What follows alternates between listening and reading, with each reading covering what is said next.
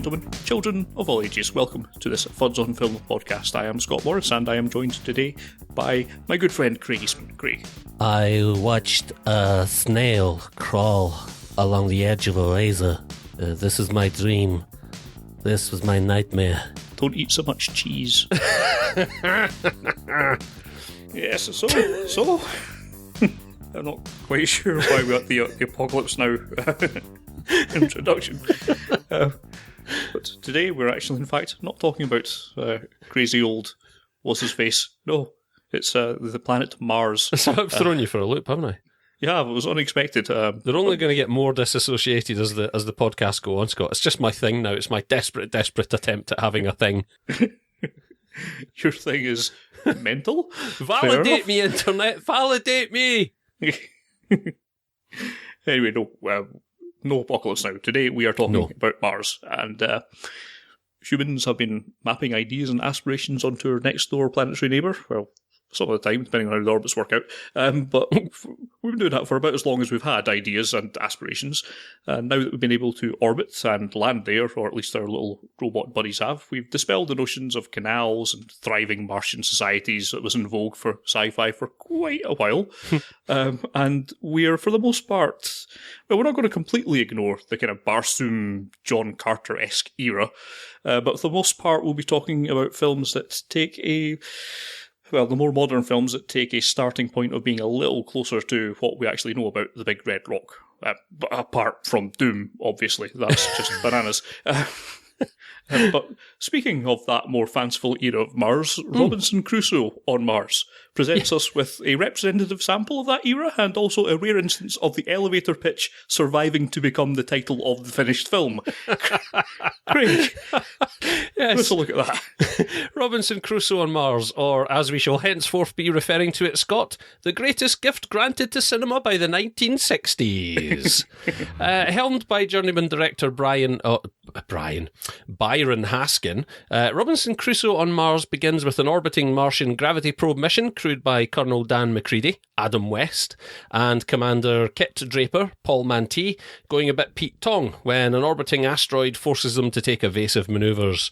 Through some contrivance I now forget, Draper ends up leaving McCready in orbit while he crashes to the Martian surface in a capsule, beginning what is marketed as a desperate and, to quote the original poster, scientifically authentic quest for food, water, and air.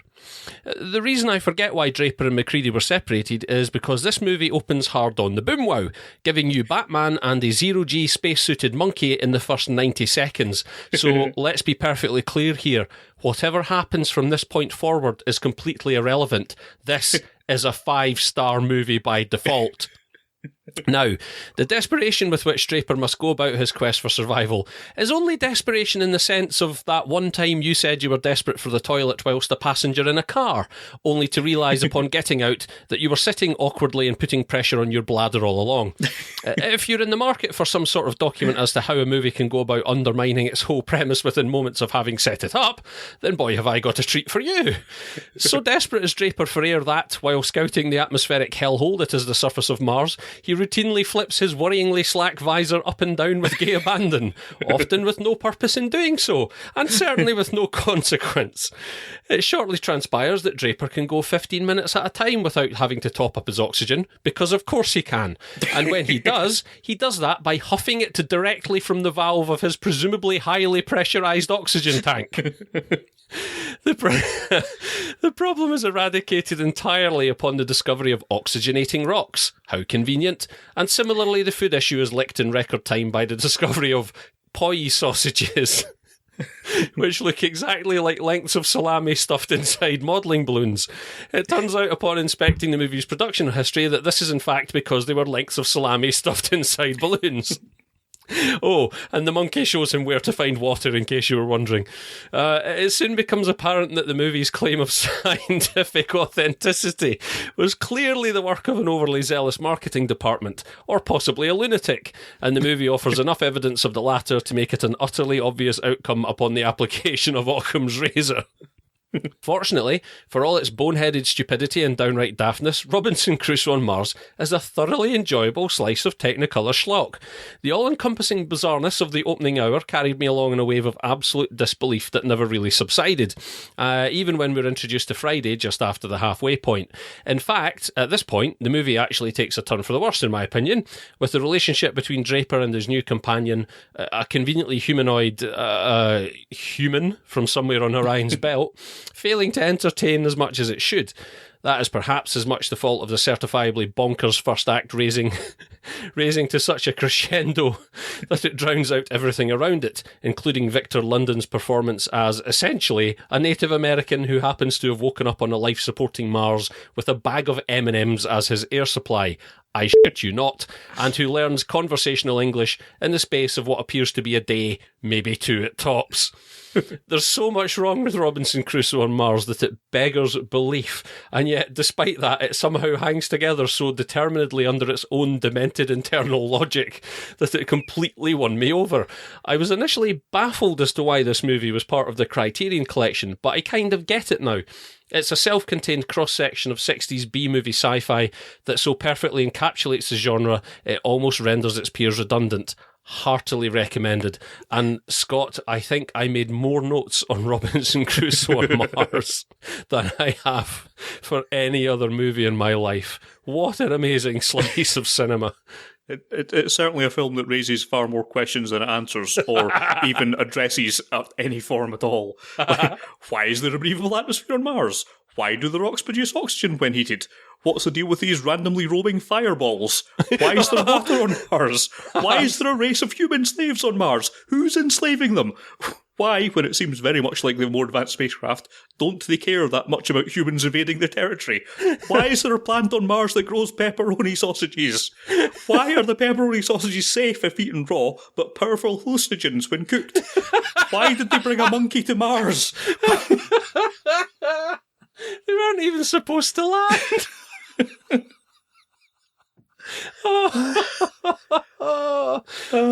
It's absolutely joyous. I'm so glad you mentioned the fireball thing, because that was the first thing that caught me completely broadside, and I laughed myself silly at it, and I thought, well, that's a silly thing. And by Jove, within, I don't know, conservative estimate, 60 seconds, that had become the most logical thing. Of course, there's apparently sentient fireballs running around. Why not? Why wouldn't there be? Well, it's just phenomenal. The whole thing, the whole mission itself, or certainly the training of these guys, seems so embedded in buffoonery right from the off.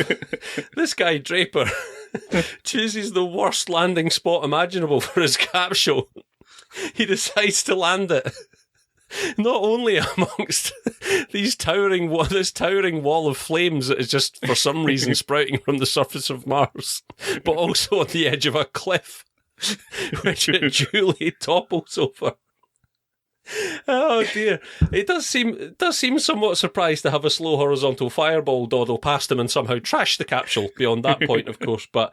Do you know, that whole opening act is just so amazing. The point at which he immediately hears what is plainly a hostile alien life form screeching murderous intent. No problem, dude. I've got my standard issue NASA emergency hand cannon with, again, conservative estimate, like an 8-inch barrel on it. It's one of those crazy, like, break barrel single shot cartridge pistol things. It's totally what astronauts carry into space. And the noise turns out to be a loose strap vibrating in the wind, as no strap has ever done in the history of wind or straps. I honestly thought I must have had some poi sausage myself, Scott, cooked, obviously. It's just so absolutely bizarre. So absolutely bizarre. The guy decides to try and warm his hands through what is presumably like an insulated spacesuit by walking up to a crevasse that is sprouting flames and holding his hands up to it, and then gets toasted by a Hadouken and lets out this amazing scream that becomes like a motif for the next 5 minutes, because he then just stumbles about He sets off exploring the landscape of Mars and immediately falls off another cliff. At which point, I'm thinking, note to self, establish better understanding of cliffs. And let us out this yell again, which I'm pretty sure was just the same bah, dubbed back over the scene. Honestly, I was beginning to suspect that this guy had cheated his astronaut exam. It's such a joyous thing. It is so... These people are the furthest removed from astronaut material that you can possibly have. And the preparation that has gone into the supposed Mars mission is as far removed from proper space mission parameters as you can imagine. The point at which I realised he was just flipping open his visor. What? Just to get a better view. Oh, it's a bit dusty. I thought, this can't get any worse.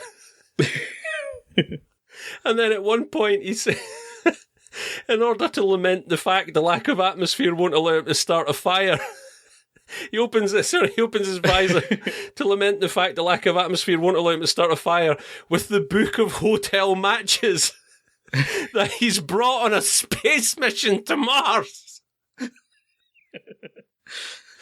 Oh, Scott, what's happening? It's like he showed up late for the launch after a wild night out and just got straight into the capsule. Right, his gloves are unzipped the whole time. His spacesuit's comprised of zips, which I'm pretty sure aren't airtight. But he's walking about with his gloves off the whole time. No problem, bro.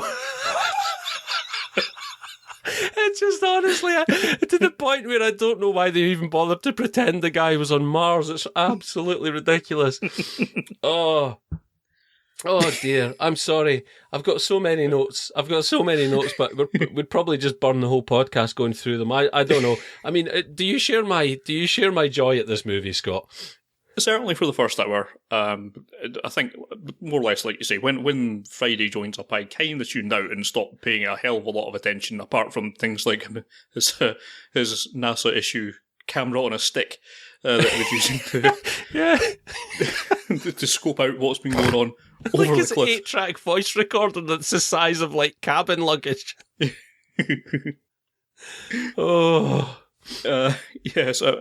I don't know. It's definitely worth watching about the first 45 minutes of this film. I think by that point you've probably got the gist of it and could probably skip the rest of it. Yeah. I don't really quite understand why this is in the Criterion Collection. I think it must have been an elaborate April Fool's prank. But, I mean, yeah, it does, as I say, give a really good example of the sort of nonsense that 60s science fiction was getting away with and saying was scientifically accurate. It's probably difficult for us to appreciate outside of the US, but I suppose where I'm coming from is that I guess 60s sci-fi B-movies are such an entrenched and informed part of the American cultural psyche, right? Certainly for like 2-3 generations, that it kind of does serve a purpose, because for all its jankiness in the writing, like some of the production value for the time on this movie seems quite good. It's actually, in a sense, the sort of the Technicolor presentation of this, the set dress, it was actually quite appealing in some respects. It represents in some facets the best of the genre, but honestly, in terms of the inception and the thought which has gone into this, I think the most obvious joke is that I can't understand how anyone could have been convinced that this had any scientific authenticity whatsoever. The biggest joke has to be that emblazoned across the poster. Yeah. But oh my goodness, what a remarkable amount of fun I had, like you say, for the first hour. I honestly, if the rest of the movie, if the last 45 minutes of the movie had been Draper and Mona the monkey, different kettle of fish. Friday turning up is definitely like a turning point.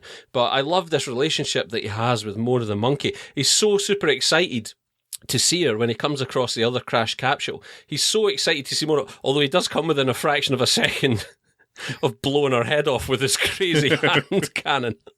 And then, as he's running out of oxygen, he opens up his rations so that, quote, at least you'll have a full belly, and gives them to the monkey. And then he records his dying voice memo conks out, regains oxygen by the daftest of chemical contrivances, and then immediately, fuck you, give me my rations back. It's absolutely inspired. It's absolutely demented, and I cannot, honestly, I think I would say I recommend it heartily, but yeah, perhaps perhaps the provision you provide there is best. Honestly, at the point at which Friday shows up, probably press stop and you'll have had like a rip-roaring hour of entertainment that, honestly, I haven't had that much fun watching a movie in such a long time. I actually had to go back and watch that first hour again because I was pausing to make so many notes, and I realised that actually, what am I doing? I need to go back, and I stopped taking notes from that point and watch the thing again from the start. And how much fun, unbelievable. But yes, the last 45 minutes you could lose down the back of the sofa quite happily, I think. Yes, and certainly if you're a fan of the kind of kitsch 60s sci-fi aesthetic and that sort of Barbarella sort of thing, then you'll probably get a lot of enjoyment out of Robinson Crusoe on Mars. It had lost me by the end. If you sit down and watch it all in one sitting, I got bored enough by the end of it that I couldn't recommend it. But yeah, there's a solid first hour of just logic and reason defying laughs to be had from what was going on. I loved the bit, the oxygen in these rocks, I've got to find some way to store it. In the rocks? Perhaps by piling the rocks in the corner. It's also got, if I were this guy and I got to Mars and I was stranded there and I had to break out this thing labelled as emergency survival video, right? And I turned it on, and I kid you not, the survival expert in the video speaks the lines, "Water is where you find it. The thing is to know where to find it." At that point, I would have smashed the equipment in a blind rage. And also, dude, kill the monkey. The monkey is a resource thief, right? Eat the monkey. Eat the monkey. But yeah. Crazy movie. I think we've probably discussed it enough by this point. Although having said that, I think it's probably about 60 seconds worth of discussion if we edit out my laughter. But let's move on, Scott. In chronological order, we take quite a leap from Robinson Crusoe on Mars to Total Recall. Yes, perhaps not one of the more realistic examples, but certainly one of the most fun. We join Arnold Schwarzenegger's Doug Quaid, brother of Charisma Vacuum Dennis, who appears to be a simple, mild-mannered construction worker on Earth, but he's becoming increasingly obsessed with going to Mars, much to his wife, Laurie, played by Sharon Stone's, dismay. There is, however, another way to get the Martian experience. Have the Recall Company implant a memory of a perfect 2-week holiday.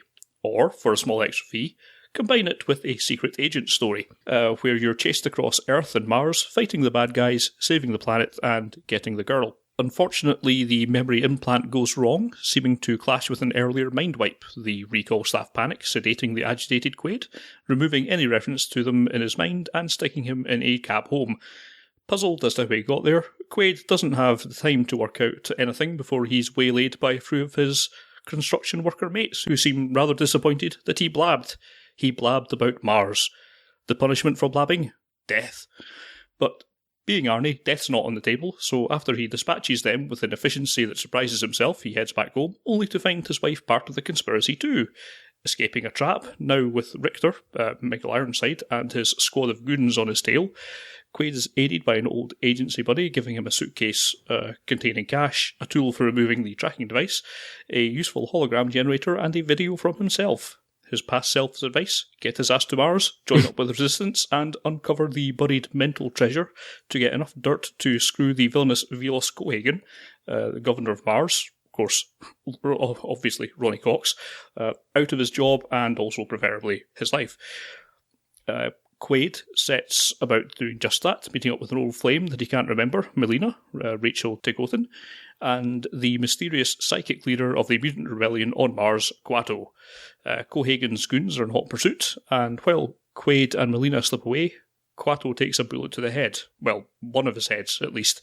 So it's left to Quaid to action Quato's last agenda items, freeing Mars from Cohagen's dictatorship by starting the 500,000-year-old alien reactor Cohagen's been trying to keep secret, which will either destroy the planet or convert the planet's ice and precious turbidium ore into a breathable atmosphere. Now, I love Total Recall, and I have since first clapping eyes on it. It's the perfect combination of Arnold's over-the-top persona, Paul Verhoeven's capacity for envelope pushing, and his, or perhaps his second unit's, imaginative action set pieces and stunt work. In this era of PG-13 friendly action, arguably it stands out even more today than it did on its release, and it's certainly still a very refreshing change of pace from, well, pretty much everything that's not Deadpool. It's essentially peak Arnie action, but this time it's married to a plot that's actually more than something lazily scrawled on a napkin. While it's at best very, very loosely inspired by the Philip K. Dick short story, it served to produce an engaging story with enough nuance to be argued both ways as to whether this is a deranged fantasy of Quaid's or not. Of course, suggesting that it's not means placing a lot of trust in the mechanical engineering abilities of a half-million-year-old aliens, but if you want to take it on face value, then you certainly can. However, if you want to look at this film through Dick's recurring questions of what exactly makes up her identity, then you can find this to be an unusually intelligently plotted action film, hidden under the camouflaging excess, perhaps rivalled only by Verhoeven's Starship Troopers. Mention must be made of the performances. While Arnie is, to an extent, gonna Arn, this is as close as he comes to a character with actual nuance, but it's the supporting antagonists that put this over the top, with Ronnie Cox and Michael Ironside being lovably loathsome, and Sharon Stone also given a decent range of emotions and action scenes to butt up against. The effects also, for the most part, hold up as well as the rest of the film. There's a few compositing colour artefacts that seem to have been impervious to the recent HD cleanup, but the scope of the world-building shots still look pretty good, and quite a trial to actually create when you read the production story.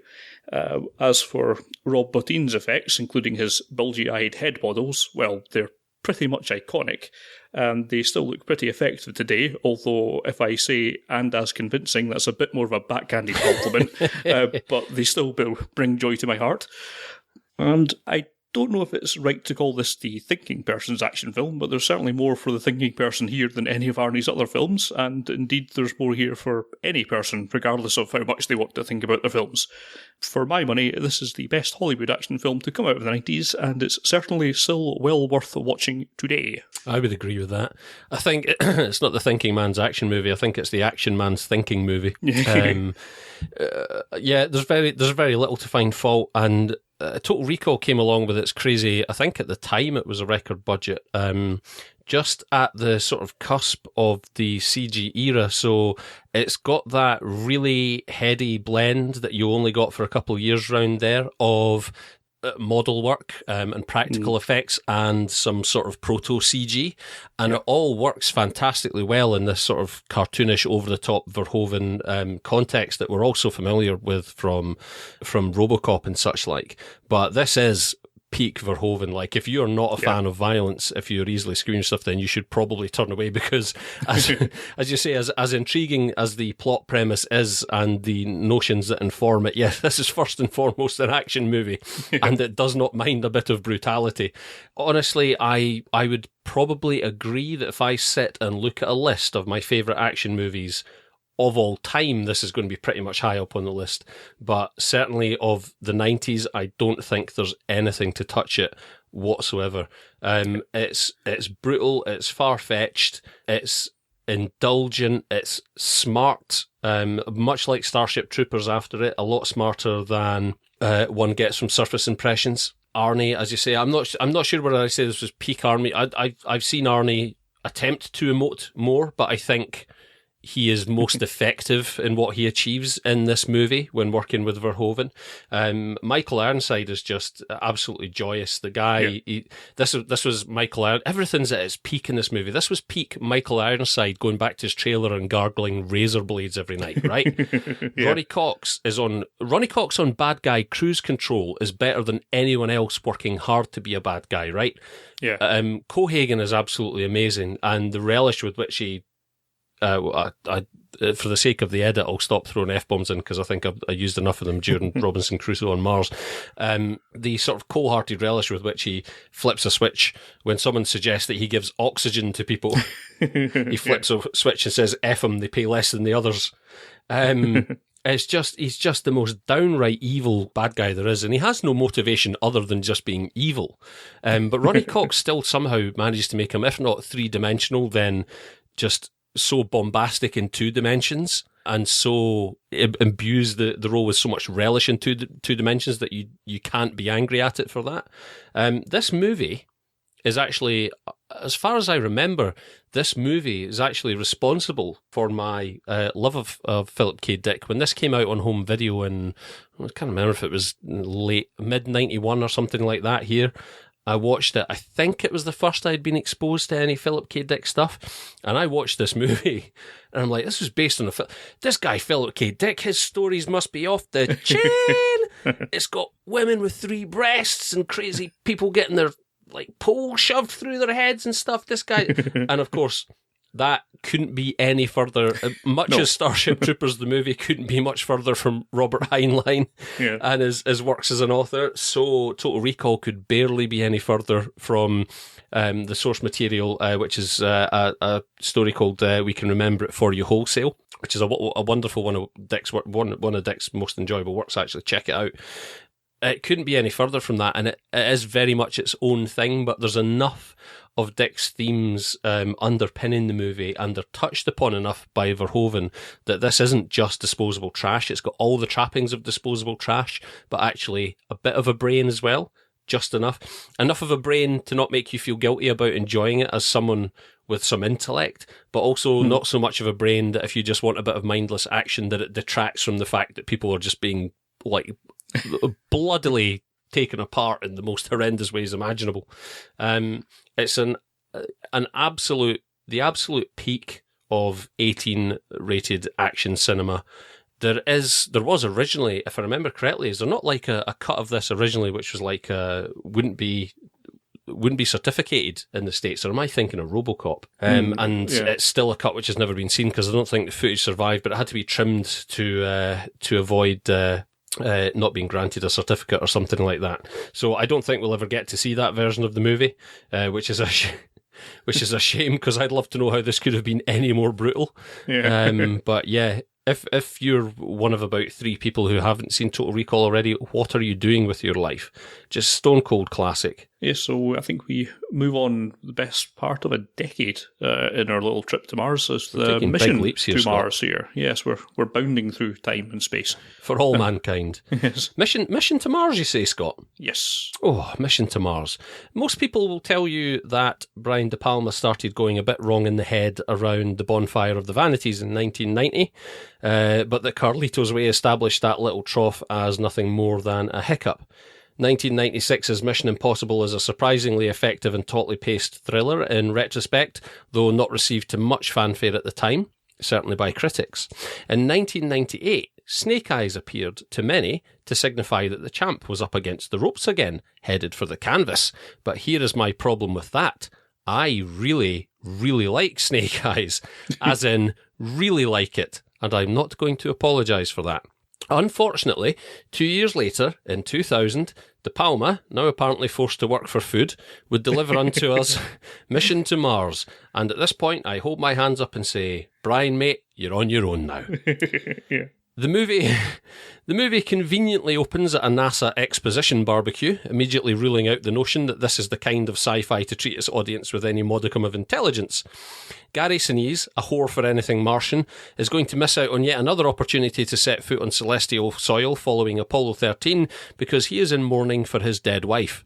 Together, we are told they, quote, wrote the book on Mars, unquote, and yet it seems the best way to honour her memory, rather than take the opportunity to be the first to set foot there, as she wanted, would appear to be to mope around a well-appointed suburban detached family residence with ensuite bathrooms, large open-plan kitchen living area, ample driveway, and great potential for further expansion of self-pity. At least, that's the best way in Gary's eyes. Gary's cold, dead, snarling eyes. Don Cheadle, we learn, will go in Gary's place, which is at least less of a slap in the face on this occasion than being replaced by Kevin Bacon was. Unfortunately, the expedition does not go as planned, and the mission crew are barely on Mars 5 minutes before all but Cheadle are centrifugally separated limb from limb by a gigantic dust worm. Yes, dust worm. Time for Gary to man the bleep up and lead a Cheeto rescue mission. Along for the ride will be Connie, her from Gladiator Nielsen, and, in a fashion that NASA would not entertain in a million years, her husband, Andy Dufresne. Jerry O'Connell is also here, presumably sent along on a school science mission opportunity to sift the Martian strata for signs of fossilised acting ability.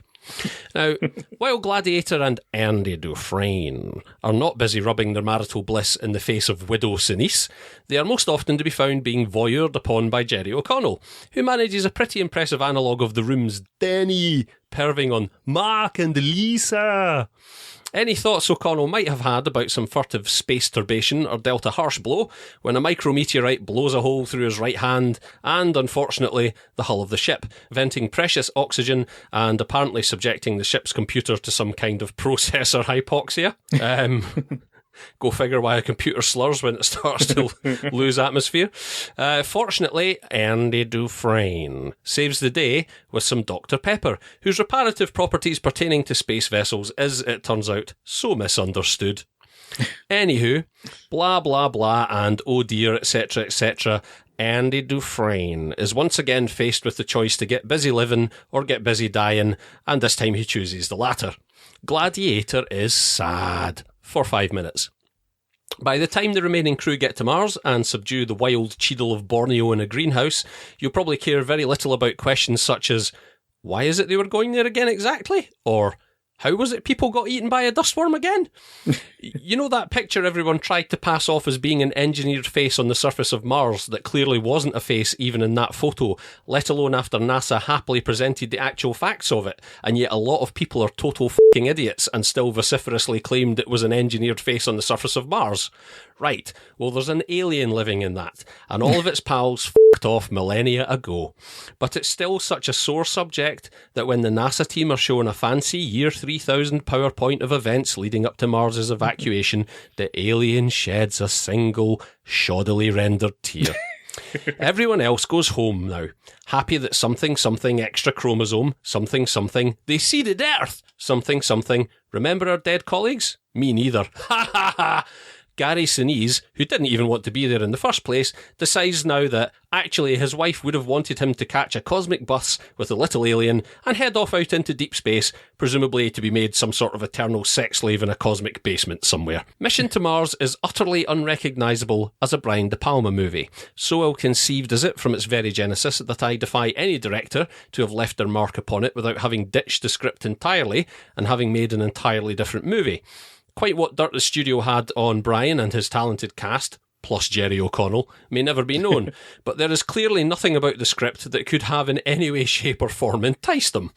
I'm not even sure who the audience for this movie is. It's too patronising and emotionally condescending to appeal to sci-fi regulars, yet way too overtly sci-fi to appeal to casual viewers. The scientific bluster that we are clearly expected to take on faith is every bit as banal as that in Robinson Crusoe on Mars, and yet here we cannot excuse it on the grounds of kitsch, nor is it so desperately bad as to be entertaining in that sense. It's just stupid. Had the final act been as equally remorselessly dull and wayward as the first hour and 20, Mission to Mars might have passed quietly by as simply a bad movie. However, it is not just dull and wayward, it is objectively atrocious, completely out of tone with the rest of the movie, and cemented in its fate by some terrible effects work. No sci-fi movie ever has benefited from such a trite saccharine denouement, and it baffles me completely as to whom passed this writing and by what authority.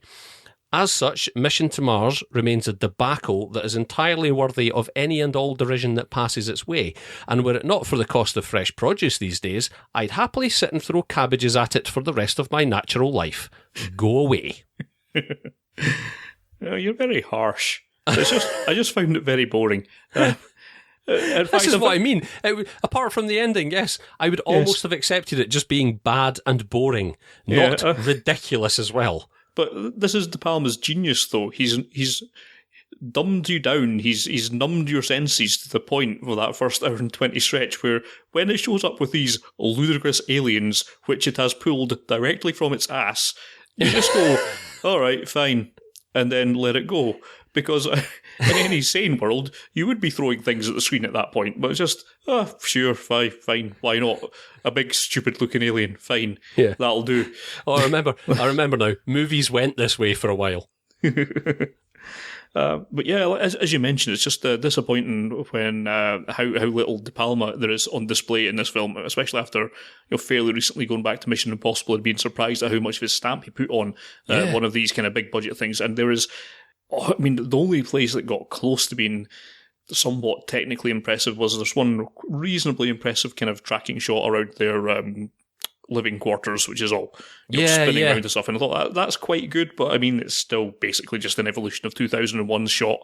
It's not that far away, but that was the closest I could see to any of his technique or any of his style being imparted on it. A lot of the rest of it, up until the sort of horribly CG infused ending, doesn't look that bad. It's framed relatively nicely, but it's just all a bit boring. There's just not really anything in there. The performances are, to a man, dreadful. You would think that Robbins, Cheadle and Sinise, between them, should have enough charisma to carry this sort of film. Exactly right. Usually Cheadle on his own. Exactly, yeah.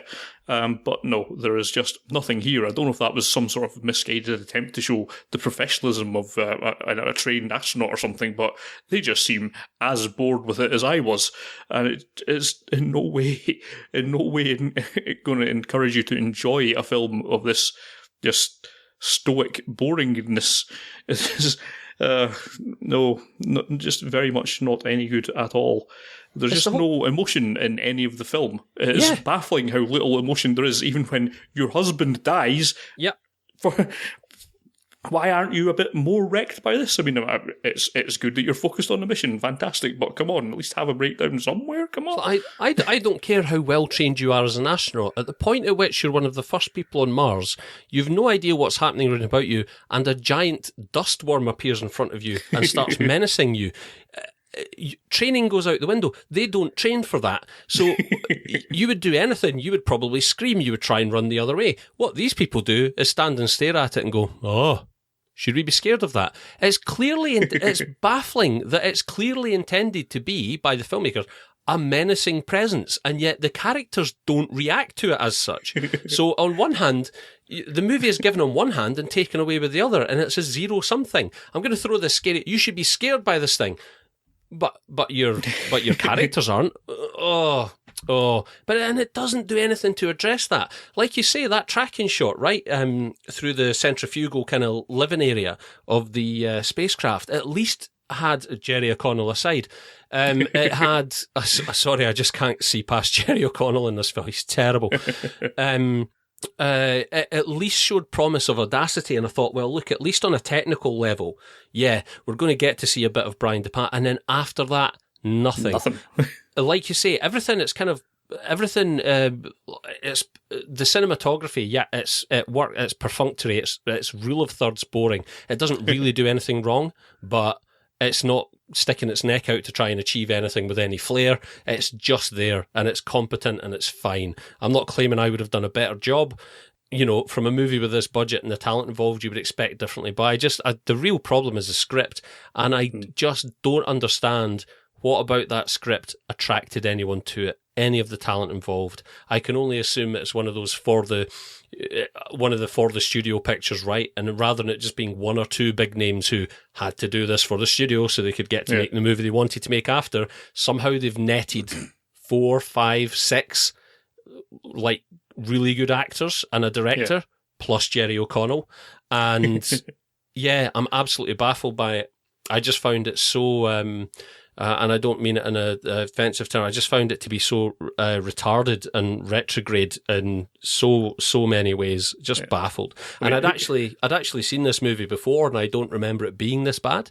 And sitting down to watch it again now, I'm like, all right, wow. Yeah, you just have to wonder who wrote this finale and how that got signed off. If this is your big emotional climax of the film, there's a brief 20 seconds of thing like technical innovation I like when they go into that kind of the big white room where, which I think is where Apple keep Johnny Ive these days. Just the big white expanse. That looked quite cool for 30 seconds, but then it just turns into this, alien CG holiday snaps with Gary Sinise so blandly narrating the downfall of an entire species. It's like, well, a little bit of emotion here, please. It's like they're wandering through that Microsoft HoloLens prototype or something.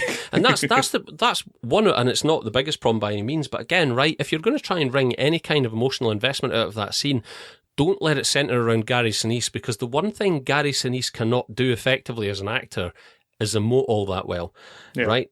Gary Sinise's idea of being emotionally racked is it's those, his eyes are such a double-edged sword. He has such intense eyes. But Gary Sinise's range of expression in these things go from, okay, my mouth is straight, my eyes are piercing. Yes. Okay, now I'm emotionally upset. The corners of my mouth move slightly, my eyes remain the same. That's Gary Sinise emoting that he's upset by what he's viewing. And like you said, I just, no, wrong character. Give it to Robbins, give it to Cheadle preferably. Just wrong in all respects. Abort. Now, Mission to Mars was accompanied, as so many movie fads are, by a competing studio picture along a similar theme, and that would be Red Planet, Scott. Yes, Space Year 2000's other dueling Mars movie. Red Planet starts off with Carrie-Anne Moss's Mission Commander Bowman narrating the setup for the movie in first of its many terrible attempts at exposition. Earth's natural resources have been depleted, so an effort was undertaken to terraform Mars by seeding it with oxygen-producing algae.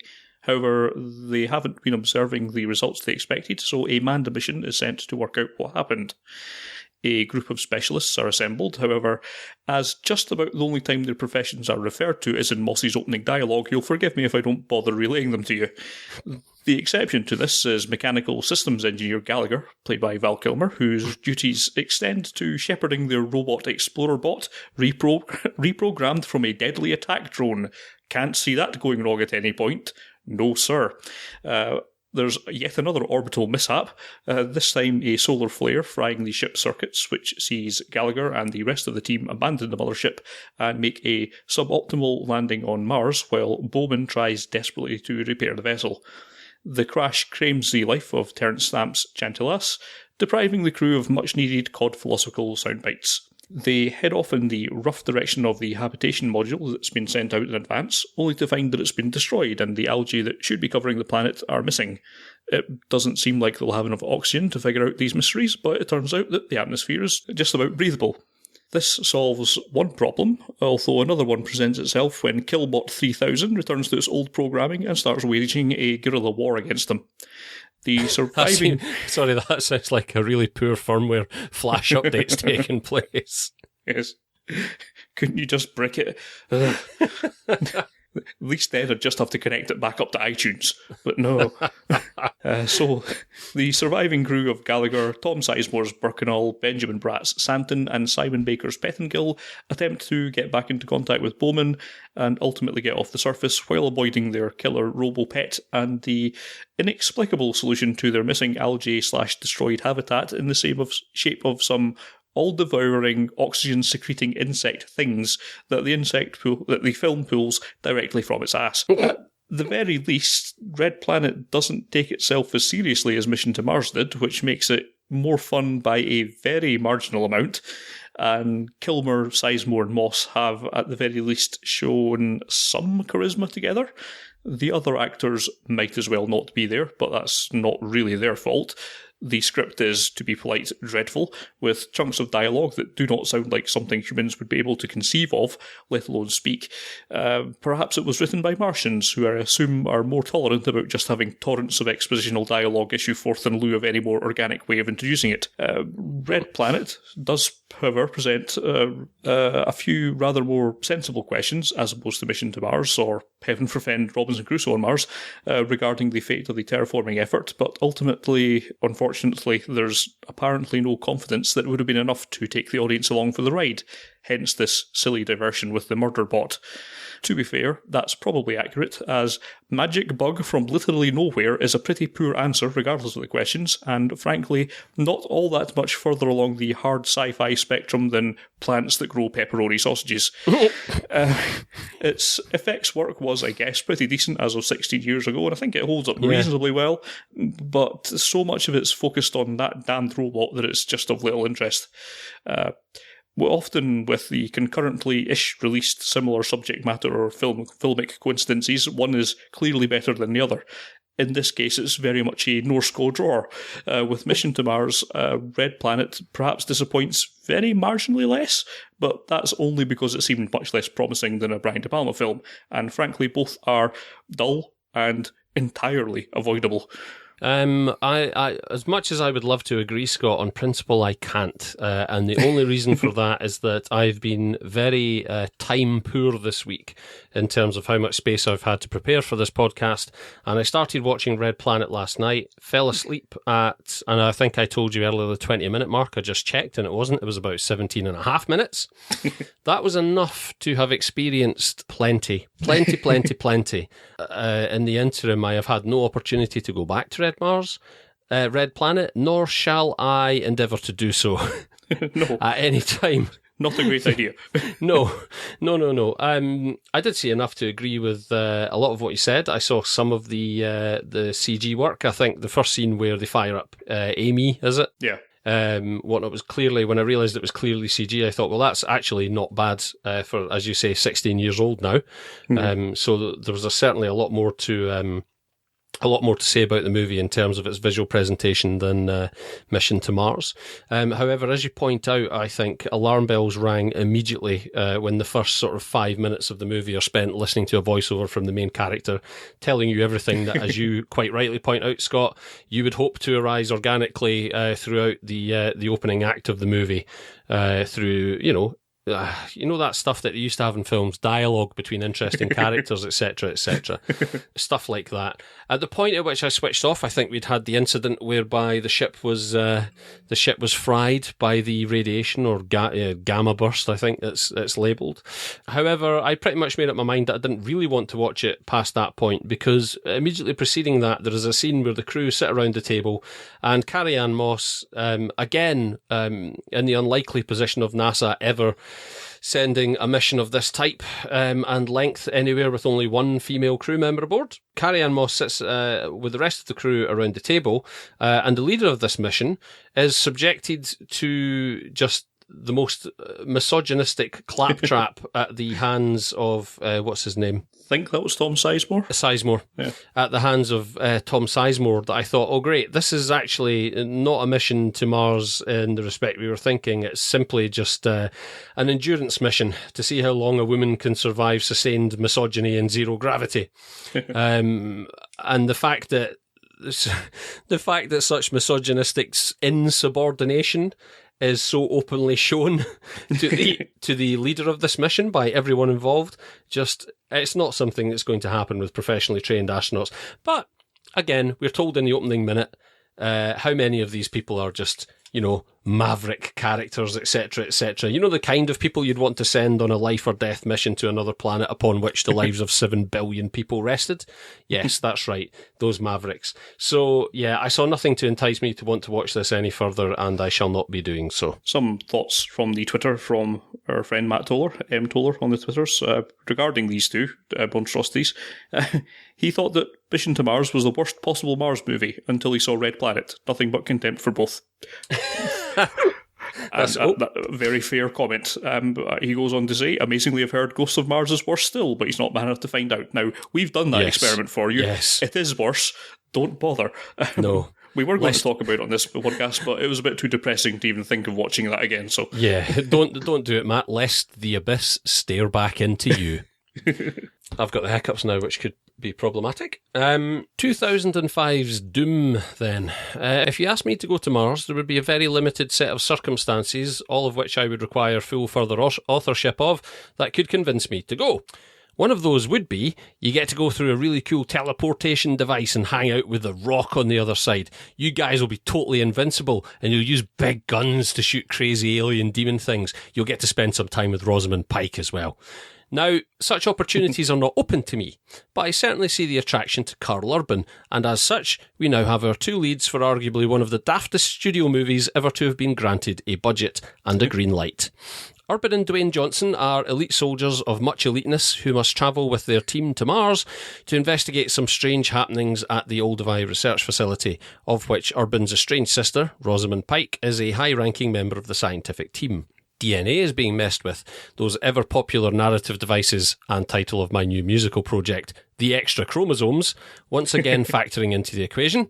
And basically the whole thing is an excuse for macho posturing designed to titillate 12-year-old boys who, the studio system assumes, are happy to see largely bloodless gun battles and pretty women not taking their clothes off.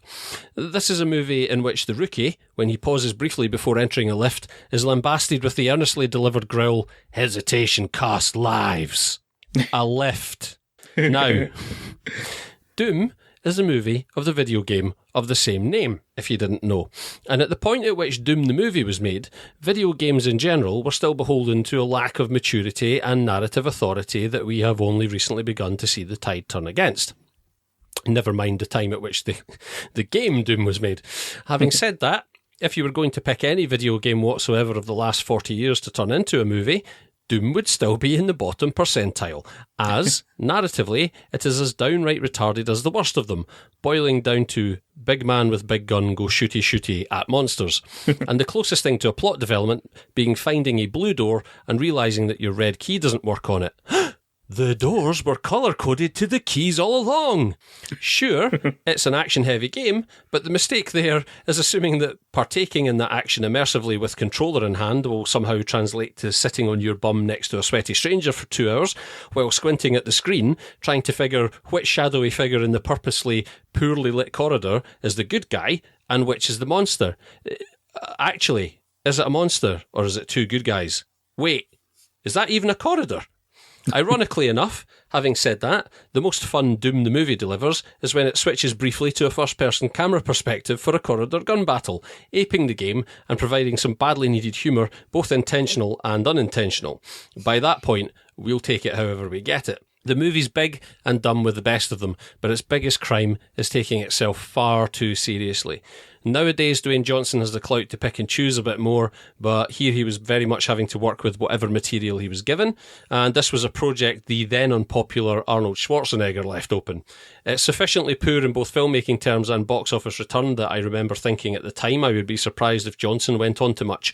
However, I'm glad that he has, and perhaps we can all just place the whole sorry shambles behind us now. Yeah, I remembered this film as being absolutely terrible, but on sober reevaluation, I'd say this is just merely terrible.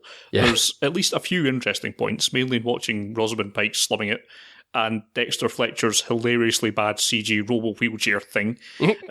But perhaps the best moments come from Johnson's heel turn in the final reel, when he issues some terrible orders with a steel that would see him be a really effective antagonist in a film if he ever decides to go that way. Unfortunately, after 2 minutes of this, it devolves into a horrible CG fight that looks much worse than the game ever did. I take it back, Doom's absolutely terrible. I was interested. I did a bit of reading on it, and the producers were talking in ways that sound like sensible and not like a lot of the things I've been saying. They've just done such a terrible job of it. They were going for this balance between the CG effects and practical prosthetic effects, for the same reason we normally talk about the CG effects. The CG stuff, when it's CG heavy, it tends not to look all that believable. But there's a flip side to the argument that we've not had case to use in this podcast so far, and that is, while I have no trouble believing that prosthetics used in Doom are real physical items, I just can't believe how amateurish, low budget and stupid they look. Right.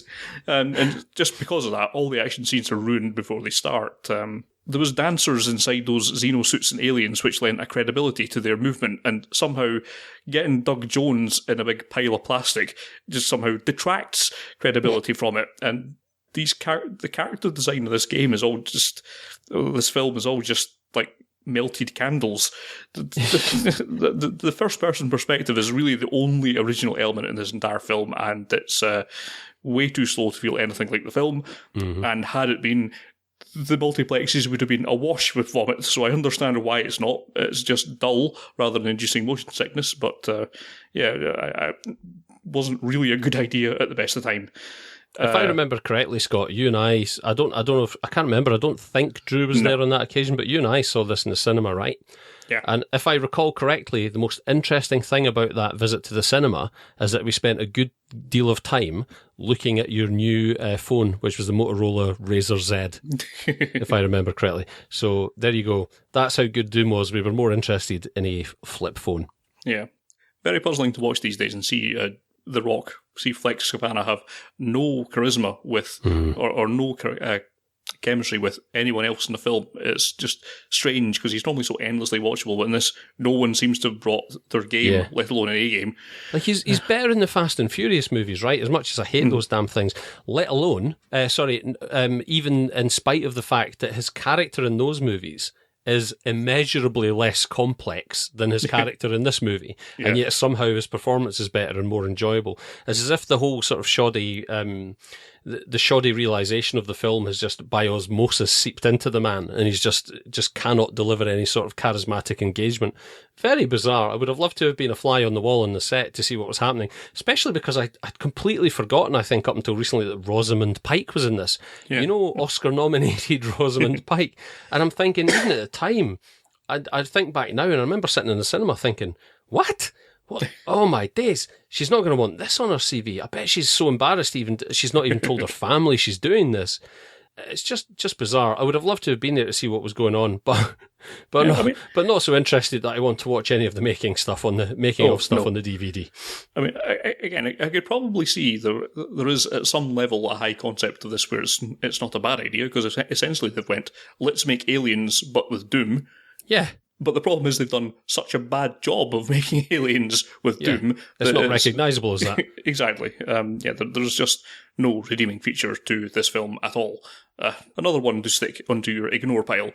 So let's take a dog leg into animated territory then, Scott, and you wanted to speak a bit about Cowboy Bebop, the movie, right? Yes, Cowboy Bebop movie. Now, first, the confession. We had a few films on their initial coverage list to this, which were Mars-related, but not quite Marsy enough. You know, something like Capricorn 1, which is an excellent film, but it's more of a conspiracy film than it is a Mars one. Nonetheless, 2001's anime feature of the series, Cowboy Bebop, variously subtitled as The Movie or Knocking on Heaven's Door, remained in, largely due to petitioning by me, because I love Cowboy Bebop. Although it's set on a Mars so distinct from the Red Planet that we know and tolerate, that by the rationale mentioned earlier, it ought not to be part of this episode. But it is. Deal with it. You've played your Joker. Consider it payback for some of the rather less enjoyable films that we've spoken about, which we've had to do on your behalf, so stop complaining. Even if this Mars might as well be Earth, for all the difference there is in this fully terraformed, urbanised Mars that looks like a fusion of New York and Morocco. For the uninitiated, Spike Siegel is a space-going hitman turned bounty hunter, the rather laid-back captain of the good ship Bebop. He's joined by Jet Black, a former space cop, Faye Valentine, a space con artist, and Ed, a space hacker girl-boy thing, and also Ein, an intelligent, genetically engineered, implausibly cute space corgi. The TV series fleshes out these characters quite a bit and deals also with the sort of existential emotions that's perhaps outside what you might be expecting from a cartoon, but for the most part this film dives straight into the narrative and does a decent job of letting you pick up what's needed of the characterisation without reference to the series. The narrative concerns a terrorist threat made to the good people of Mars after an explosion spreading an entirely new and unknown pathogen leaves hundreds dead. The Mars government offers a tremendous bounty for the capture of these terrorists, and serendipitously, Faye has a lead in the form of a hacker who eventually leads them to the leader, Vincent Valaju. He's an ex-Special Forces bod, marked down as dead after the last war, but who'd actually undergone a secret, presumably illegal, trial of a vaccine. The only survivor of a test of the pathogen that he's now using, partially as revenge, partially as a deranged vision of helping humanity after the vaccine left him unable to tell dreams and reality apart. Tracking him down does not go well for Faye. Meanwhile, Spike and Jet are chasing another angle, the exploding truck belonging to a pharma company that, on probing, has a suspiciously high level of security, headed by Electra Overoa, who's also on the trail of Vincent as a matter of urgency, what with them having created the pathogen, and would very much rather that it didn't become a matter of public knowledge, which would probably happen if Vincent executes his plan to viral bomb the upcoming Halloween parade. So, naturally, it's up to Spike and Co., eventually aided by Electra once she figures out that they're on roughly the same team to stop this, which also uncovers the past relationship between Electra and Vincent. So, as mentioned at the top, I love Cowboy Bebop, which in attitude I can best describe as the space western that Firefly very much wishes that it was. It's a gorgeous looking anime with lovely fluid animation of the action sequences. The music, of course, deserves special mention. The soundtrack is one of the elements that set the series apart from its peers, and its fusion of jazz, opera, and country and western and rock is distinctive and enjoyable, just as much in this film as it was during the series. It's very well paced, with a great mix of character moments and plot progression mixed in with the action. It's also deftly written, with some great lines for most of the characters. Only Vincent comes across as being a touch too generic, even by director Shinichiro Watanabe's own admission. Not that this hinders my enjoyment any, as it's tremendously fun, hugely entertaining movie, and that should be enjoyed by anyone, and I heartily recommend that y'all do so. Somehow managed in the intervening years, despite you having procured me a copy of this movie, to actually get around to watching it. I'm not the biggest fan of anime in the world, certainly outside of Studio Ghibli, but am I going to enjoy this, Scott? Yes, you are. That is good to know. And then I suppose finally, thankfully, after some of the squalor we've found ourselves in for the last hour or so, Scott, we get to finish on a relatively high note with the recent Matt Damon starring The Martian. Ridley Scott's movie sees Mark Damon's Mark Watney stranded on Mars after a fierce storm causes the first manned mission to Mars have to scrub and take off early. But unfortunately, on the way back to the ship, an unplanned flying radar dish / Watney interface scenario knocks him out, and his crewmates are unable to find him, so they're forced to leave without him. So with the rest of the universe thinking him dead, Watney must find a way to initially survive, firstly the mild impaling that he took, and then a longer-term solution for the whole hostile, barren planet thing. The parallels with Robinson Crusoe on Mars are obvious, although there's no monkey, so clearly this is an inferior film. Yeah. Sausage plants aside, there's still the same need to fulfill the basics: food, oxygen, and contacting Earth to ask for a lift home. The details of which are perhaps best left for those interested to discover. It's probably still close enough to being recent that I feel, but I'll probably err on caution for the side of spoilers. It's not be too spoilerific. Yeah. Of course, once NASA knows that he's alive, they have to do their best to resupply him and bring him back home, which has its own set of challenges, which again, best left uncovered to those who haven't seen it yet. Now, the selling point of the book that this was based on, and therefore the film, is that it's at least on nodding terms with scientific accuracy, or at the very least it's closer to hard sci-fi than anything else we've spoken about in the rest of this podcast. But frankly, scientific accuracy isn't really anyone's primary concern when going to see a film like this. It's basically about human ingenuity in the face of adversity, and the human spirit sustaining against the odds, and this, I guess, mainly shows up in Watney's sense of humour, which you will either like or you won't, which is perhaps a wider criticism of the film and also the book. While I find its dialogue entertaining, it's not in any shape good. Better, though, are the visuals for this film, which look really impressive. Some absolutely stunning visual work on what they put up here. Some really nice design of the kind of character setup and the habitats that he has, and the landers and all these kind of things look really good. It's largely centred around a terrific performance from Matt Damon, who's no stranger to giving really good performances, and this is one of his best. He's not entirely carrying the whole movie on his shoulders, but certainly he's easily the central point of it, and he gives a great turn that's nuanced enough to be likeable, and also has the kind of the hints of desperation that creeps in, but doesn't let it kind of overcome him. So it presents a nice human story that he's very much displaying the sort of character that I'm sure we'd all like to be if we were faced with such a ludicrously overwhelmingly odd situation. He's not one to give up, and that's obviously commendable. The rest of the supporting cast do reasonably well, with a few exceptions. I'm not quite sure what Jeff Daniels is playing at in this film. As the NASA bod, he just seems a bit weird. I'm not quite sure how to explain it, but he's kind of there. Yeah, but him aside, I think the rest of the supporting cast is quite likeable. They're not given a lot to do. It's mainly talking about the main focus is on Mars. But yes, between those guys and a script that I find amusing and a narrative that is compelling enough. It's obviously a tremendous story of fictional survival. I just found The Martian to be a very entertaining movie. Yeah, by and large, I agree with you, Scott. The Martian is a pretty decent movie. It certainly sits better with me as a movie than it did as a book. Regular listeners to the show will know that I am by no means a fan of the book, having looked forward to it and the praise that was heaped upon it. I actually found it to be sub-Dan Brown in the quality of its writing and the dialogue absolutely risible. However, as a film, while I still have some of the same grievances with it, it's certainly a notch above. It does ride, as you say, largely on the shoulders of Matt Damon, and it would have been an entirely different film had it involved an actor with less obvious charisma. But the boy just about pulls it off, and even if, like me, you're one of the people left rubbing your head wondering why everybody was fawning over the book, I would still recommend that you check out The Martian. Obviously, Ridley Scott's reputation has been on the wane, probably, for a little while now. But yeah. So it was a pleasure to see a film actually so relatively well crafted, and that sidestepped some of the pitfalls of Prometheus and his other more recent works as well. And sees him, if not back at the top of his game, then certainly reminds us that the guy can still wrangle a decent movie that commands that sort of budget. And probably the most heartening thing for me about this movie is that, very much in the same vein as Inception, it's a movie which is at least kind of intelligent in a way that I would expect to have put most multiplex audiences off.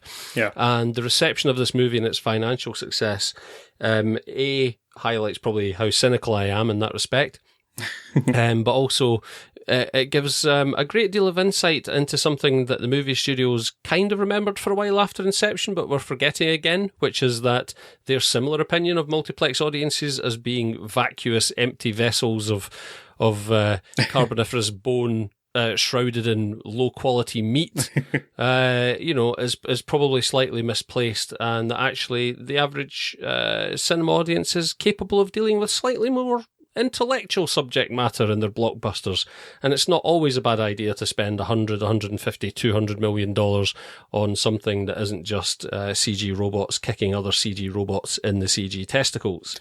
So there was a lot to celebrate about The Martian in that respect.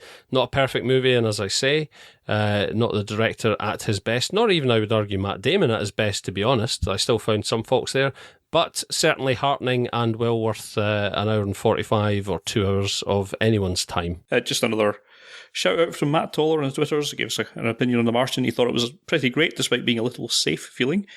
Often compares it to Gravity, whereas Gravity had lots of energy and desperation but fatally flawed science. Martian is the opposite. Fair comment. And just to skip back to Total Recall, just while we're on the subject, while we're there, doesn't know how we'd improve Total Recall. Should be squarely in the so bad it's good territory, but it's somehow still great, with Verhoeven being the only director who can so successfully thread the needle between earnestness and satire regarding violence. We certainly can do, and I'm certainly looking forward to talking about Starship Troopers one of these days on one of these podcasts. Big time. I think that's actually, I can't remember, just to skip with The Martian, I can't remember if I mentioned that at the time we discussed it in a separate podcast, but I think that was my big criticism of it as a movie, was that I was never given the sense of Matt Damon being in any particular isolation. The movie never convincingly conveyed to me the notion that this was the man furthest removed from all other human contact in the history of mankind, fighting for survival. There was an absence of that isolation and loneliness somehow in the tone of the film that I felt removed me from it a bit. But yes, still very decent. So I think that's probably enough outer space shenanigans for now. Feel free to let us know if you've not covered your favourites, unless your favourite is Ghost of Mars, in which case seek immediate medical attention. We shall be back shortly with another look what we're doing next time. We're going to be comparing and contrasting, aren't we? We're going to be talking about Jacob's Ladder and Shutter Island, so indeed, that should be interesting to look forward to. It's been a while since I've seen either of those two films, so looking forward to watching those again. Let us know your thoughts on them. Do that perhaps the best ways on Twitter. That's at Fuds on Film.